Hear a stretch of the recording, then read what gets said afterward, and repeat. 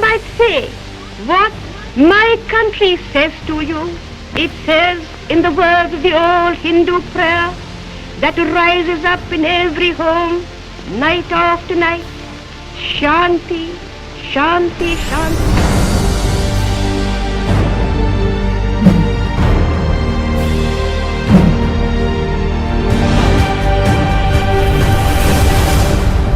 भारत कोकिला कही जाने वाली सुप्रसिद्ध कवयित्री और स्वतंत्रता सेनानी सरोजिनी नायडू ने प्रत्येक क्षेत्र में अपने विलक्षण परिचय दिए।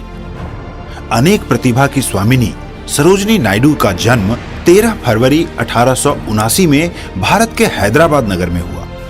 उनके पिता अघोरनाथ चट्टोपाध्याय एक नामी विद्वान और मां एक बांग्ला कवयित्री थी। बचपन से ही कुशाग्र बुद्धि होने के कारण सरोजिनी ने कम आयु में यानी 12 वर्ष की छोटी सी उम्र में ही 12वीं की परीक्षा पास कर ली। इसके बाद उन्होंने 13 साल की उम्र में ही the lady of the lake नामक एक किताब लिखी। 1895 में उन्हें उच्च शिक्षा के लिए इंग्लैंड भेज दिया गया। साल 1914 में इंग्लैंड में वो पहली बार गांधी जी से मिली। उसके बाद वे उनके विचारों से प्रभावित होकर देश के लिए समर्पित हो गईं। देश के हित में अपना योगदान देना, गरीबों और महिलाओं की सेवा करना ही उनका उद्देश्य बन गया।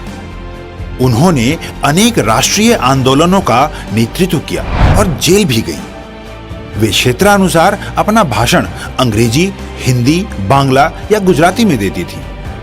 इसी तरह लंदन में हुई एक सभा में उन्होंने अंग्रेजी में भाषण देकर वहां उपस्थित सभी श्रोताओं को मंत्रमुग्ध कर दिया।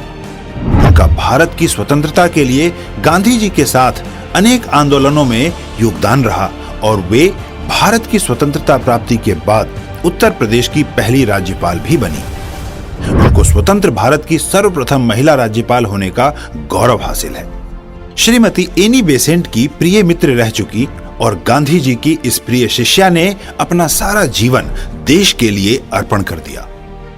आज समस्त आईएमसी परिवार भारत की कोकिला सरोजिनी नायडू को उनके जन्म दिवस पर शत शत नमन करता है।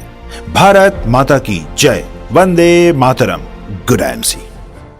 जिन लोगों ने आईएमसी बिजनेस पेज को सब्सक्राइब नहीं किया है वो कृपया हमें सब्सक्राइब करें और सब्सक्राइब करने के बाद बेल आइकन पे क्लिक करें जिससे आने वाली वीडियो की नोटिफिकेशन आपको सबसे पहले मिले।